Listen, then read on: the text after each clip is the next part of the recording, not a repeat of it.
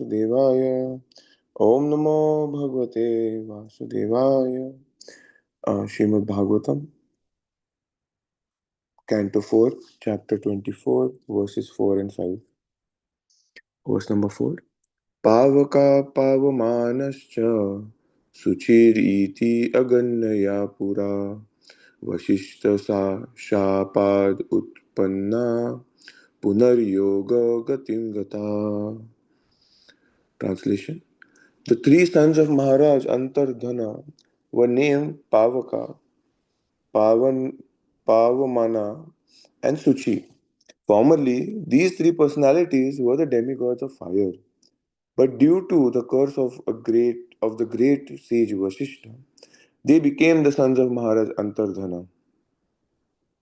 As such, they were as powerful as the fire gods, and they attained the destination of mystic yoga power, being again situated in the demigods as the demigods of fire. Purport by His Divine Grace, Abhay Charanaravinda Bhakti Vedanta Swami Prabhupada.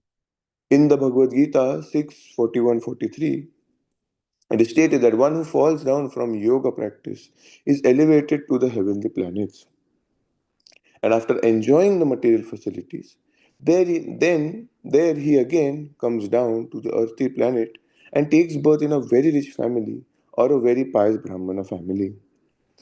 Thus, it is to be understood that when demigods fall down, they come to earth as sons of very rich and pious families. In such families, the living entity gets an opportunity to execute Krishna consciousness and thereby gain promotion to his desired goal. The sons of Maharaj Antardhana had been the demigods in charge of fire, and they regained their former position and by mystic power returned to the heavenly planets. Antardhano nabhaswatyam havirdhanam avindata ya indram ashva hartaram vidwan api na jagnivan. Maharaj Antardhana had another wife named Nabhaswati, and by her he was happy to beget another son named Havirdhana. Since Maharaj Antardhana was very liberal, he did not kill Indra while the demigod was stealing his father's horse at the sacrifice. It is purport. It is understood from various scriptures and Puranas that the king of heaven Indra was very expert in stealing and kidnapping. He could steal anything without being invisible to the proprietor, and he could kidnap anyone's wife without being detected. Once he raped the wife of Gautama Muni by using his disappearing art, and similarly by becoming invisible, he stole the horse of Maharaj Prithu. Although in human society such activities are considered abominable, the demigod Indra was not considered to be degraded by them. Although Antardhana could understand that King Indra was stealing the horse from his father, he did not kill Indra, for he knew that if one who is very powerful sometimes commits an abominable act, it should be disregarded. In Bhagavad Gita 9:30, it is clearly stated, Api cheta suduracharo bhajate mamanyabha sadur eva samantavya samyak vyavasito hi saha. Thus, the Lord says that even if a devotee commits an abominable act, he should be considered a sadhu or a pious man because of his unflinching devotion to the Lord.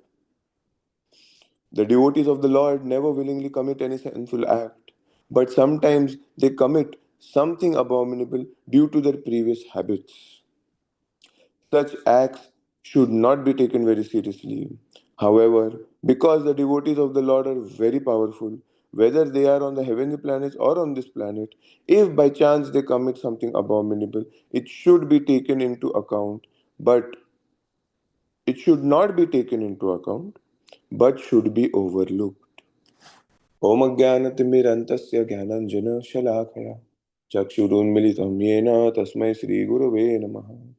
श्रीचैतन्यमनोभीष्टं स्थापितं येन भूतले स्वयं रूपकथा मह्यं ददाति स्वपदान्तिकं नमो ॐ विष्णुपदाय कृष्णपृष्ठाय भूतले श्रीमते भक्तिवेदान्त स्वामिनिति नामिने नमस्ते सारस्वती देवे गौरवाणी प्रचारिणे निर्विशेष शून्यवादी पाश्चात्यदेशतारिणे जय श्री कृष्ण चैतन्य प्रभु नित्यानंद श्री अद्वैत गदाधर श्रीवासदि गौर भक्तवृंद हरे कृष्णा कृष्ण कृष्ण हरे हरे राम राम राम हरे हरे मुखम करोति वाचालं पंगुं लंघयति गिरिं यत्कृपातहं वन्दे श्रीगुरुदिनतारिणं वंशकल्पतरुषिकपासिन्यो च पतितानां पावनेभ्यो वैष्णवेभ्यो नमो नमः.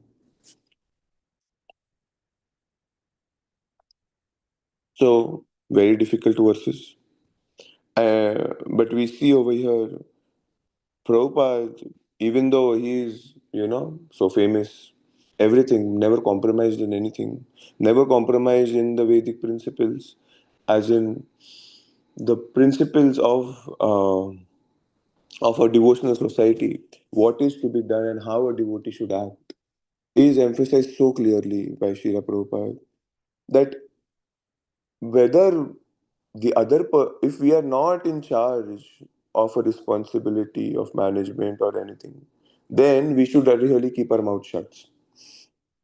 Yes, if the seniors are involved, then they will handle it. Yes, like Gautama Muni over here, Prabhupada is mentioning that even though Indra did such a bad act, you know, Gautama Muni actually he gives him a curse, right? There is that curse given to him, and it's a very bad curse actually. So, but he's put back as the manager of the whole universe. These things are very difficult to digest for modern society because today eternal damnation is the concept of everybody. Because if I make a mistake, then definitely the person who's following the rules, who does not break the rules, that person becomes envious. That how is this person becoming? How is he able to enjoy and I am not? And due to envy, and there's nothing else. It's due to envy. They want to actually bring down the other person because yes, you should not be in a position. But over here, we can see that after the curse is given and everything is done, he's put back to the same position. Because why? Because who else is going to run the kingdom? Yeah. Yes, if we remove every single person, then who's going to run the society? Yes. So amongst demigods, they have such big problems. Yes. What to talk about Kali Yuga and in a situation where you have to work with each other, where it's very difficult because of our previous conditionings. Still, Srila Prabhupada is that miracle maker that he made his disciples work together in such a way that today we are able to sit here and chant Hare Krishna. Yes. So, like many times it is mentioned by Mataji and so many devotees that tolerate, and cooperate. So, this is the ultimate, the tolerating capacity of a devotee. That how the Lord sees a fallen devotee and how we should be dealing with it. Yes. Yes, not because if it fills our heart with rage, yes, but at the same time, how we should be acting so that the Lord is pleased with us. It's a very difficult aspect for devotees to digest. Personally, it's so difficult to digest that, yeah, how can somebody at such a position do something like this, you know? But is it my place to talk? Yes. Is it my place to comment? Yes. After practicing 50 years of bhakti, or after Indra over here, actually, if you see that Indra is not a person who is like, walking down the street and then he bumps into something and then he makes a mistake and then we are suing him. No. He actually sees the Lord. whenever he does yajna. Yeah, he's such a great personality. And even then, they have problems. So when we as a society have problems, we are bound to have these problems because they have these problems and they are in the mode of goodness and all. So, what to talk about all of us? Yes, as a community, in the whole world of ISKCON also, or in any organization, there will always be problems. Yes, there will always be problems. But the aspect of what we look at and how we deal decides whether we are an advanced devotee or a neophyte devotee. That's the only difference. Why do these things come up? Yes, why do these things come up? So that our faith is tested, how we are going to react, and how we should be reacting. That big gap is to be introspected by each and every one of us. Yes, we will tolerate somebody else's bad japa or this and that, but to tolerate somebody's fall down is a very big thing. And that's why Prabhupada has given these purports so that how we should be looking at that person and how we should not get affected and continue our bhakti. That's what, um, how should we say? That's what has to be looked at. Yes, apicheta sudacharo, bhajate mam ananya bhak. Why bhajate mam ananya bhak? Because he's a devotee. The purpose of the whole creation is to actually take us back home, back to Godhead. Yes. And it's not like every one of us in some or the other life has done some or the other abominable act. But still today we are able to practice bhakti. Maybe not this lifetime, but some or the other lifetime. But still we are able to practice bhakti today. Why? Because of this verse. Krishna is so merciful that even if we are making a mistake, yes, a big mistake, a big issue. But because he's seeing that no, he should be practicing bhakti. Why? The ultimate goal of the creation of the material world is to practice bhakti.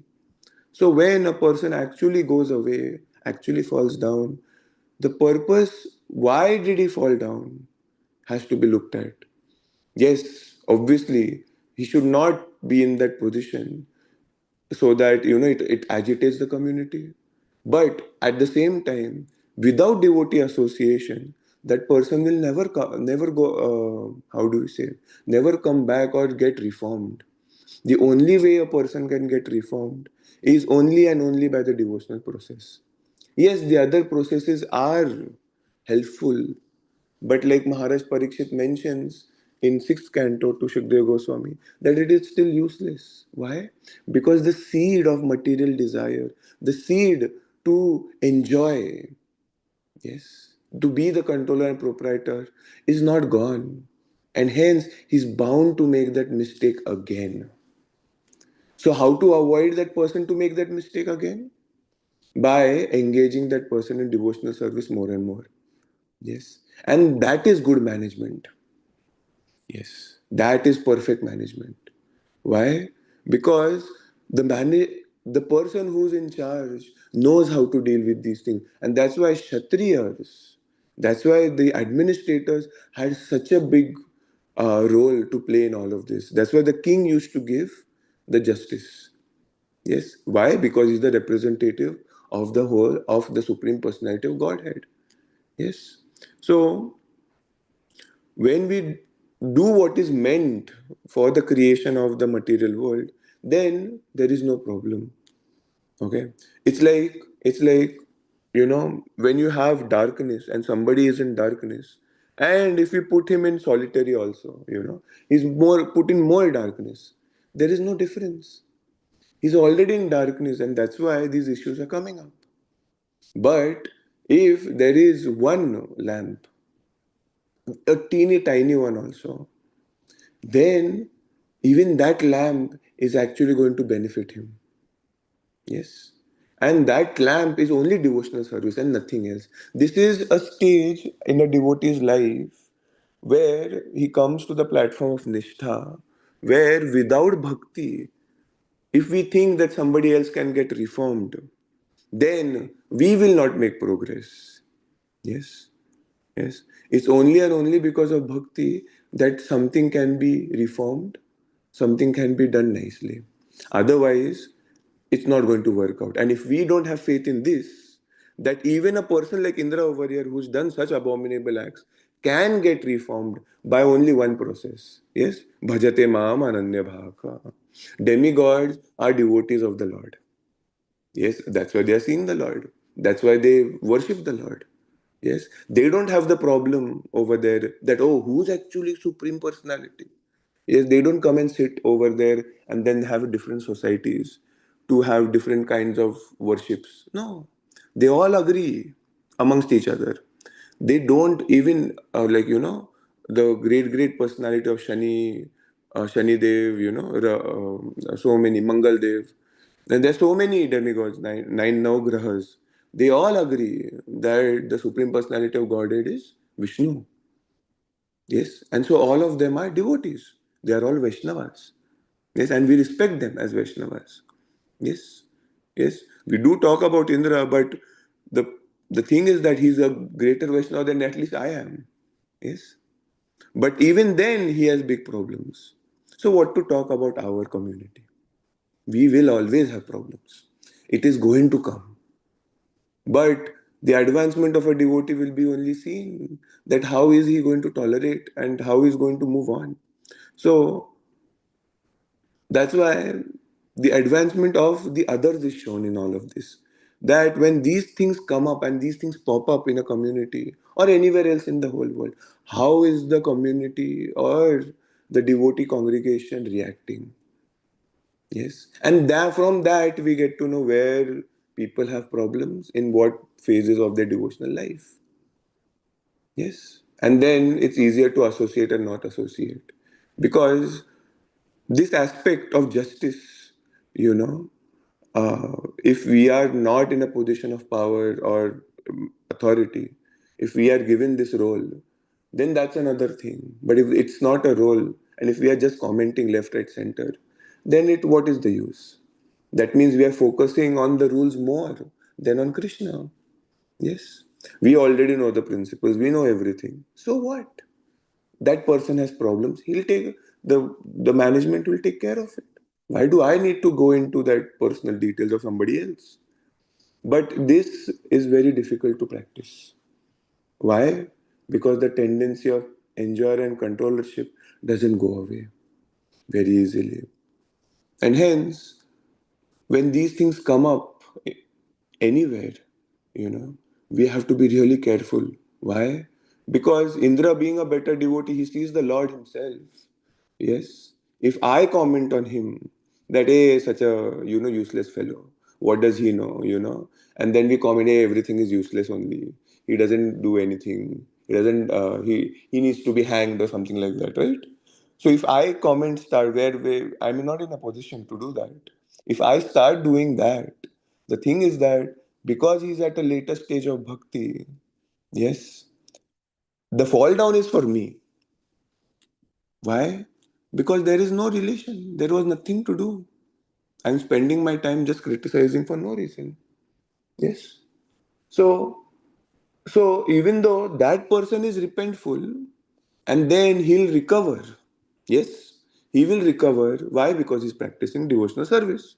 Someday or the other, he's going to recover. Someday or the other, everybody is going to go back home, back to it. The person we hate so much in this world, imagine that person in your head.